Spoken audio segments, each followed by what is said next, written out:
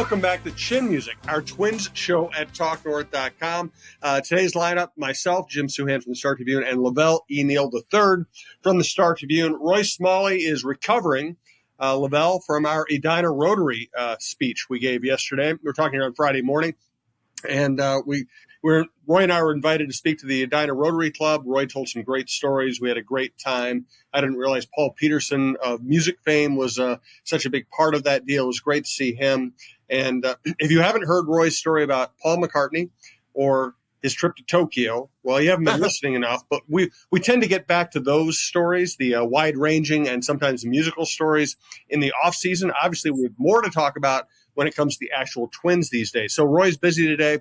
It'll just be LaVelle and myself. This is TalkNorth.com. Thanks for listening. We are brought to you from the Aquarius Home Services Studios. We want to thank your boat club, Minnesota Masonic Charities, True Vision Institute, and we also want to let you know the best way to listen to this show or any show at the network, please subscribe to your favorite podcast app. It is free. It is the easiest way to listen. All right, LaVelle, we're talking Friday morning, right after the Twins had a really dramatic win in Texas. Great late inning at-bats, great at-bat by Carlos Santana to basically win the game. Excellent performance by the bullpen. Bailey Ober hung in there, as he usually does. Okay, this team's thin. Buxton's out. Correa's out. Brooks Lee is out. Brock Stewart's out. Joe Ryan's out. They're hanging in there. Just how do you feel about where they are right now and how they are hanging in? Well, you know what? They're showing the type of resiliency that is a good trait to have in these situations. They're not fretting about who they don't have, and they're going to battle with what they've got. And a bunch of people have stepped up, and they've kind of maintained. It wasn't crazy. I just saw a stat this morning. Buxton, Correa, and Royce Lewis have been in the lineup just 17 times this year together. Wow. And you think about what they could do together for that offense. But even though people have been banged up, that we're waiting for Buxton and Correa to get healthy now, they're still finding ways to win. They're taking professional at bats. They're getting what they can out of the rotation. The young guys, man, it's going to be fascinating here over the next 6 weeks. With the Twins trying to, either nail down a wild card spot or chase Cleveland down in the Central, with 4 guys in the rotation, that don't have a lot of experience. I mean, this is crazy to see. Zebby Matthews and David Festa and Louis Varland, who got set down, but I got a feeling he's going to be back sooner than later. These guys, Simeon Woods Richardson, stepping up. It's been pretty interesting to watch. And it speaks volumes to the approach in the clubhouse, the mentality of the players. And, fortunately for the Twins in the front office, they've got the right people at the right time that are gelling right now. So the schedule isn't too daunting. They got some more head-to-head matchups with Cleveland and the Royals going forward here. But, when they take the field now, you got a feeling they're going to give the opponent a game. They're not going to be overmatched, and they're going to figure out a way to stay in games. Now, we got to see how the young guys, David Festa hasn't been in the majors 2 months. Zebby hasn't been in the majors a week yet. How are they going to handle the bright lights and the seriousness of a playoff race remains to be seen. But this team has improvised and figured out ways to sustain success all year, and there's no reason to think all of a sudden that's going to stop. No, absolutely not. Correa his foot injury has lingered longer than originally expected. What are you hearing on him right now? Yeah, it's doing a lot better. In fact, I think he's about to be cleared or has been cleared for baseball activities. The problem with that foot was there was a spot on the heel that when he put spikes on and tried to run on spikes, that was still giving him problems with straight line running. And that they just, I think in the last few days, they altered whatever medication they're giving him, and they're having some success. So I know he was feeling better a couple of days ago, and I think he's ready to give things a go here. And they were considering, it was at the point they're almost considering sending him down to Indianapolis right now to join St. Paul and get some games in. But they thought it'd be better if they just took time and had kind of a normal rehab assignment in which he may DH the first game and then maybe play 5 innings short the second game, and then maybe take a day off and then play a couple more games before joining the team. So That's the plan. I think you'll see Correa playing for the Saints next week at CHS Field for a few days, and I think he's going to be in the lineup in a week or so, and that will be a positive development for the team. Yeah, I was sitting there watching the game on Thursday night, and they're facing very good pitching, and you're going, man, if they had, and just like the Royals on Wednesday, you're saying, man, if they had Correa and Buxton healthy, then maybe they combat the lefties a little bit better. But 4 out of 7 in that big homestand against Cleveland and Kansas City, not optimal, but not terrible under the circumstances. And head-to-head isn't all it's about. It's easy to focus on that. You can still make up a lot of ground just winning games against other teams. Now, of course, Cleveland isn't cooperating. They got hot again, starting with 2 victories against the Twins. But just let's not have anybody pretend that any of this is predictable. And this could go either direction at any moment. No, you're exactly right about that. It could go haywire. Cleveland's been showing some cracks here. We were looking at Cleveland's relief numbers. They've got 5 pitchers, 5 relievers in like the top 16 in baseball in the appearances. Clase, their closer, like 6 in appearances in baseball this year. And the bullpen has shown some signs of cracking in recent weeks. Do they have the depth or the gas up in the tank to go well? Kansas City is a very interesting team. They're probably the healthiest of the 3 teams, and their strong starting staff led by Seth Lugo. It keeps them from falling into losing streaks because they usually get a pretty good pitched game, as the Twins found out in the 3rd game of that series against them on Wednesday. So that's kind of been keeping them afloat because their offense is basically Bobby Witt Jr. and Salvi Perez, but it's the pitching that kind of keeps them around. So it's going to be crazy with the schedule and these matchups. And, the Twins have to focus on winning the series and avoiding a lengthy losing streak at this time of year, and they'll position themselves well. And I thought last week, even though it was just 4-3, they should have won Saturday's game when they lost 2-1, and they should have tied Sunday's game when they had the bases loaded with nobody out in the 9th. So they're there. They're battling. And we have to remember that the Twins are just, 3.5 games out from having the best record in baseball. I think that gets overlooked because we focus on what the Twins don't have or who's not healthy. But they've been able to sustain success in spite of all this. And as I said earlier, that is a great trait to have. The biggest variable in this season is Cleveland playing out of their minds. If Cleveland wasn't having an incredible season, we'd be talking about the Twins as one of the best teams in baseball, leading the division, trying to win the division for the 4th time in 6 years. Cleveland has just seized the storyline by being great, and we'll see if it continues. I thought they've played above their abilities all year. That's full credit to them, their players, their manager, their organization, their ability to win close games and take good at-bats. But I still don't really trust that team. I was speaking with a Twins official a couple of days ago, and he opened up his laptop and called up a stat that ranked the teams in terms of luck. And Cleveland led the majors by a wide margin. Yeah, that's exactly right. It wasn't even close. Now, is luck a component that helps teams win? Absolutely. I thought when the White Sox won in 2006, they were incredibly lucky. I think the Yankees have been fortunate through the years playing in Yankee Stadium. It happens. So, if it's working for you, you embrace it and run with it. Cleveland has been rather fortuitous this year. So they have some fortuitous things happen to them. And the bullpen's really been a rock solid unit until the last couple of weeks. The offense has been, the offense has gotten timely hits. Jose Ramirez is a high quality player. Stephen Kwan is a great hitter. The rotation has been like the Twins. They've had trouble staying healthy and keeping guys in there, but they've figured out a way here. They still, I think they're either 7th or 8th in terms of toughest remaining schedule. So they've got to work their way through that.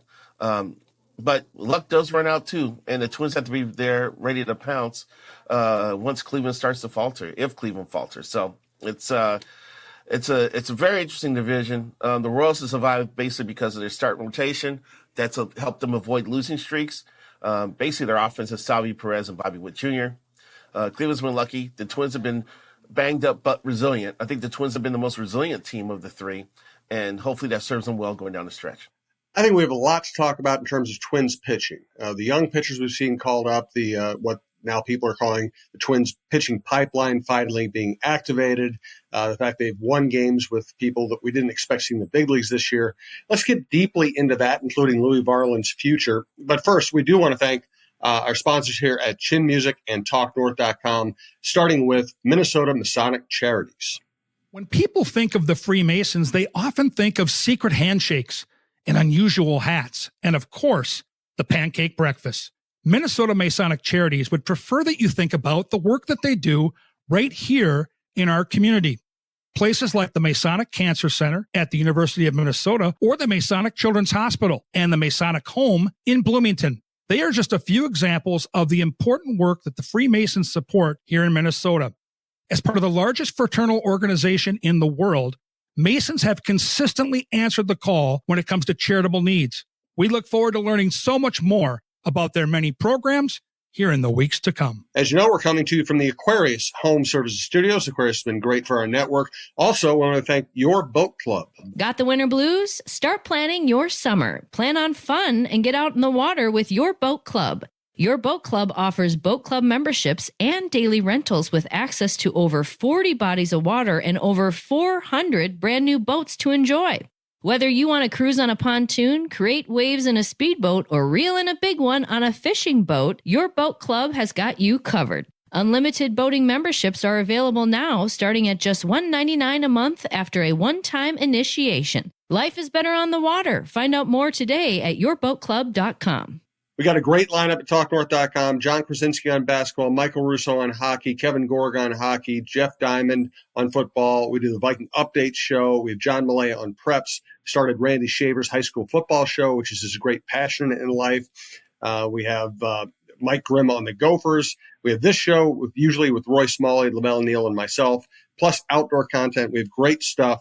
And John Krasinski, our basketball expert, who also does a Viking show with me, recently had a great experience at True Vision Institute. Yeah, I'm a brand new man, Jim, this week. If for listeners of the John Krasinski show over the last month or more, I've been telling you all about True Vision Institute in Bloomington. And we've been talking a lot about the help that they gave me in the consultation to figure out how to correct my vision once and for all, and all the process of going through it. Well, finally, last week, I was able to go in and have LASIK surgery at True Vision. And, I've talked to people who have had it before, and they all say how much it changes their lives. I'm like, all right, come on. Can it really be that good?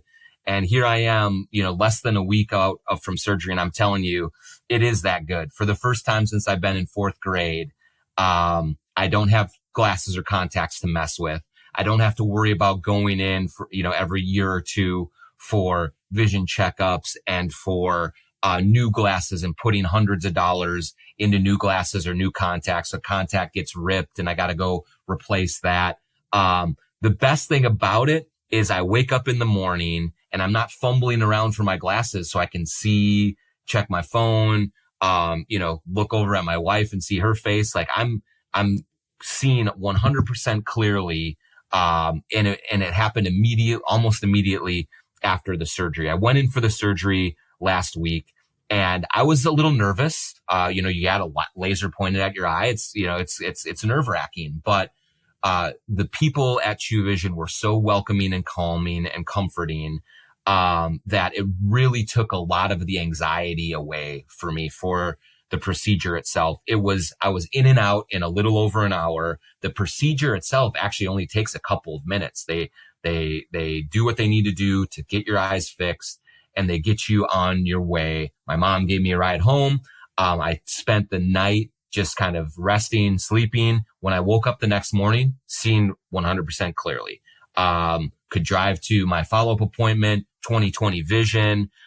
Everything was great. And I still am kind of walking around pinching myself right now that I can't believe I don't have glasses or contacts anymore. And Dr. Chu was absolutely phenomenal through the process. I was nervous. He has a very soothing, calming voice. He takes you through it very easily. He puts you at ease. He makes you feel comfortable when you're on the table getting the procedure done. And it just was really helpful for me. in just kind of taking away a lot of the nervousness that I had about it. He was so easygoing and was so reassuring, and just talked me through everything. It only took a few minutes to get done. And then I was out the door and on my way. A week later, I feel great. I'm seeing perfectly. I wish I would have done it 10 years ago. Go to chewvision.com and set up your consultation. Tell them the John Krasinski Show sent you. But honestly, I cannot speak highly enough about my experience there and about the results. It's just life-changing stuff. So let's talk about the pitching pipeline. It's bad news that they've had to call up so many pitchers they didn't expect to use this year. The good news is they all look like they have something. I sat down with Falvey for my Sunday column talking about the pipeline. And, he pointed out that it's not just about drafting guys and developing, because when he was at Cleveland, they traded for Corey Kluber, Carlos Carrasco, Trevor Bauer, and Mike Clevenger, and made them finished prospects. The Twins did that, when they traded for Joe Ryan, when Griffin Jackson got converted to a reliever, and when they traded for Joan Duran, he was a starter when he entered the organization, ended up being a reliever. And they understand that in order to have like a handful of good pitching prospects, you need to start with about a dozen because of attrition. Guys are going to break down, become injured. Guys are going to have trouble just pitching their way up the ladder. And guys like Jax and Duran are going to end up profiling better as relievers than starters. So, but they feel like they've got the infrastructure in place now where they can develop a development plan for a pitcher when he enters the organization, and it's followed all the way, to the top. They don't have to worry about like some AA coach saying, no, I want you to throw a split finger fastball, which went against what they've been developing with these guys. And they feel comfortable where they're at right now. And there's more after this group that we've seen. Andrew Morris is at AAA. He started the year at high A. I think he's only given up 7 homers in 100 innings. He's got a 1.97 ERA. He was asked about by other teams during trade talks before the deadline. They had Charlie Soto, 18-year-old at Fort Myers, who throws 97 miles an hour with an 88 to 90 mile an hour changeup. They've got Corey Lewis, who was the Twins minor league pitcher of the year a year ago, and there's a couple other guys that are profiling well as starting pitching prospects. So they like where they're at. More is coming, and it looks like the Twins have finally tapped into the secret sauce that's needed to cook up these guys. Yeah, and listen, I don't care how they get pitching. As you pointed out, I think one myth has been that Cleveland's success was built on drafting and developing their pitchers. Right. They traded for a lot of the best pitchers they had. They got them the World Series, and there's nothing wrong with that. The Twins, generally, their drafting philosophy has been get the best position players you can high. These are more easily projectable, and because they tend to stay healthier. And of course, that I know that it doesn't always work out well, but it's at least it's a scientifically based theory that position players are going to have fewer injury problems than pitchers who can just tweak their elbow and be gone. And then they have used their surplus of hitting to trade for pitching, which there's nothing wrong with that. But the more direct way to do it would be to draft and develop. So, how much do you think this – I'm asking a different question. Zebby Matthews, let's just go right to Zebby Matthews.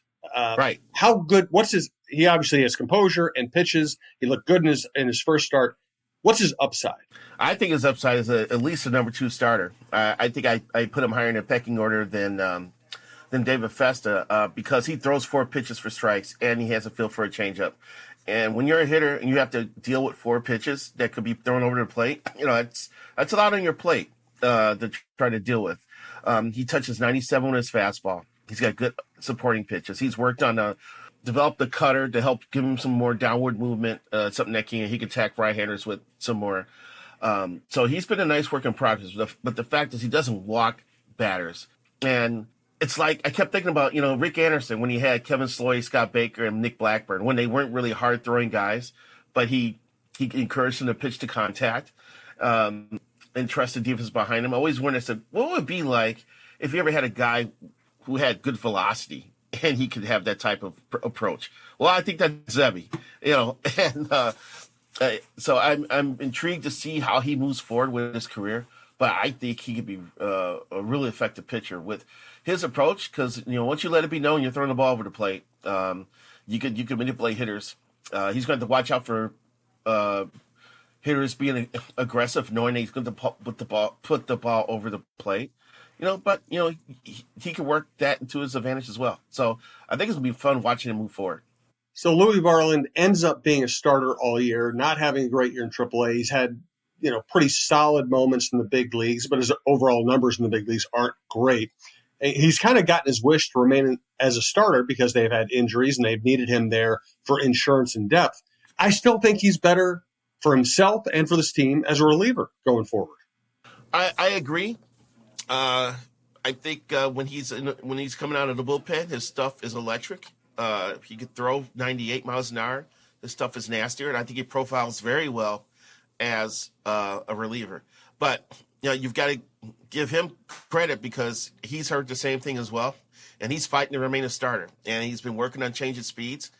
And I actually talked to Falvey about Varland a couple of days ago, and I said I told him I view Varland as kind of a late bloomer guy because I was just looking at his numbers. Paul Skeens, who's like the super hot young pitching stud for the Pittsburgh Pirates, he threw more innings in his last year at LSU than Varland threw in 3 years at Concordia. So I'm just wondering, just from a competition standpoint and facing batters standpoint, that Louis still has some more development going on here because he just needs the experience. He needs to find the pitches he needs to be successful as a starter. So I'm curious to see where this is headed. I agree with you. I think he profiles better as a reliever, but if he could continue to find ways to change speeds and sharpen his off-speed pitches, he could convince the Twins to remain as a rotation guy.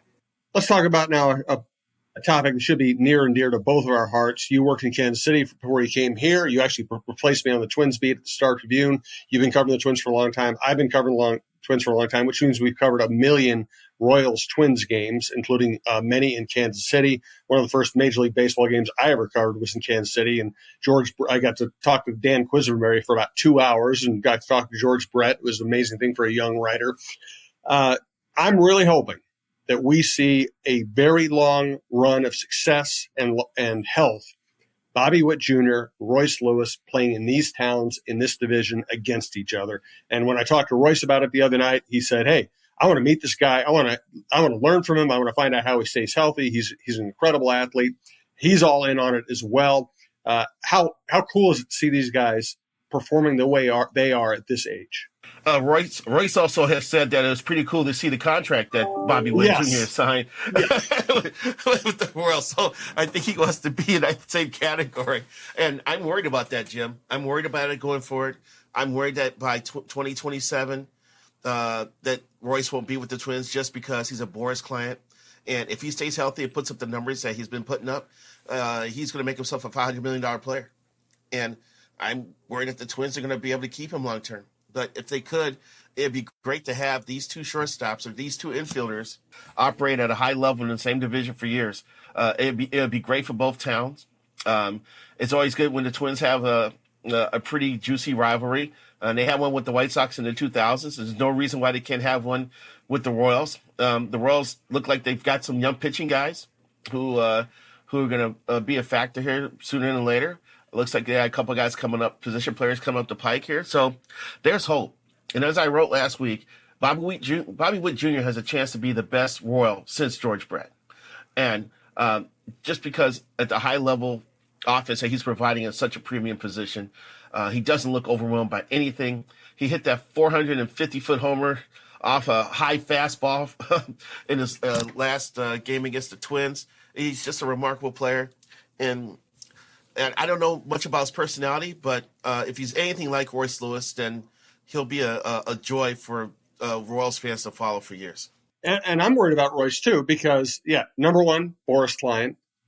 Number two, you're the Twins. You gave a huge long-term deal to Buxton, who hasn't been able to stay healthy. You gave the long-term extension to Correa. He hasn't been able to stay healthy.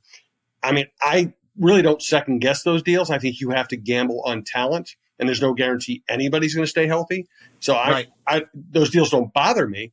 But if you're the Pohlads, if you're the front office, and Royce Lewis, is averaging 60 to 80 games a year instead of being able to stay fully healthy, how much, can you pay him enough to satisfy Scott Boras? It's going to be dicey. It's going to be very, very dicey. It's going to be a very interesting conversation as well. But I think what you want to see Royce max out his ability is to see what the Twins would do. And maybe they'll feel the pressure to keep him. Eventually you got a nice modern ballpark. You're drawing in a decent revenue. Are they drawing in as much as some other teams? No. I actually looked this up the other day too, Jim. Last year, the New York Mets almost had a payroll nearly $200 million more than the Twins. I've got issues with Major League Baseball's financial structure. Oh, yeah. It's the only sport that has small market and big market teams. And I wish they would address that, because you end up, teams like the Twins end up developing players for bigger teams to have. And they should be in a better position to keep their own guys. And you want to see Royce has done so much already in this town. At the Diamond Awards last year, he saw a fan experience, go for $5,000, and stood up in the middle of the banquet and said, I want to do that too. My fiance and I will auction ourselves off to have lunch with, and we're bringing you on the field for BP, and we'll spend the day together. And it raised $8,000 on the spot. So he's good for the community. He's from a great family. He's got God-given ability to hit the baseball and a wonderful swing, and a great athlete in the field. And he's everything you want in a 15, 18-year, lifer, spending his career with one team. Could Royce be the next Mauer to play his entire career with the Twins? That's going to take a big effort from the ownership to keep him. And hopefully Royce wants to be that guy. So, and that will make that Lewis Witt rivalry like a Tarzan Flash Gordon rivalry, Well, I mean, you and I don't spend all of our time sucking up to athletes or complimenting people we really don't think that highly of. Royce Lewis is as special a person and athlete I've ever been around. He's almost unbelievable. And you could say he's too good to be true, but he's not, because it's all true. The way he behaves, the way he treats people, the way he handles the pressures and the demands of stardom, the way he treats his teammates. This guy's the best. So you have to root for him, and you have to hope that he can stay healthy enough, and that it all works out, and however it needs to work out to keep him around. This is not somebody you want to see leaving this town or this franchise.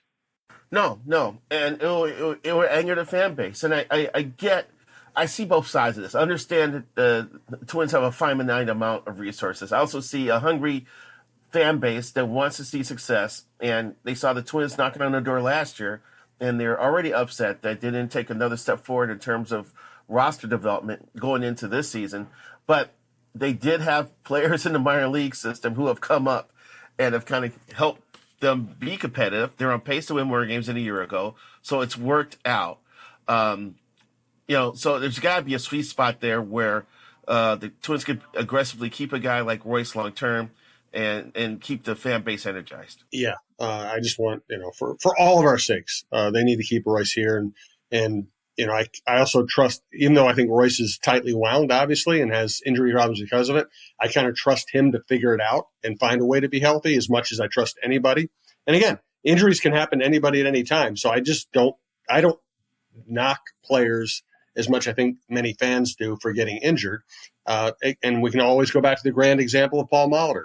Injury prone throughout his early career. And then all of a sudden, durable and a leader and a champion. It can turn around. And plus, Royce is a great quote. You want good copy in the clubhouse. Talking about, when he was talking about, I don't believe in slumps. That's just hilarious stuff there. And so you want that type of go-to guy in the clubhouse, which beat writers and columnists love to have. Well, we do, but what we really like is when it's genuine and it was coming from a good place. There have been, you and I have covered quotable people who weren't really great people. With Royce, it's all part of the whole. It's part of him being a great human being and a great teammate, and he just, again, he's fearless. He's not afraid to say something. Because Kirby Puckett was great in terms of accessibility and being fun to be around. But you look at the quotes he gave, when he went and transcribed the quotes, you're like, okay, Kirby did a really good job not saying anything there. Royce is not afraid to speak his mind. No, he's not. He's not. You know what he feels is he's forthcoming. He's honest. He reminds me of Michael Kadire in that regard, because I always thought Cuddy was always Cuddy was great. Straightforward guy, honest. When he was wrong, he admitted that he made a mistake. He wasn't afraid to be accountable for when things didn't go well on the field. I see Royce with that same type of trait. It's just pretty remarkable. I think you've written that he could be the Twins' best player in Puckett. I totally agree. He also could be the most energetic, the most exciting player they've had since him as well. No doubt about it. All right, let's end on that note. We'll get more into pitching. We'll have Roy back next week. Thanks to LaVelle for his time. Thank you all for listening. Once again, we're coming to the Aquarius Home Services Studios. Thanks for listening to TalkNorth.com. Check out the other shows. Subscribe to the shows that you like, and we'll talk to you next week.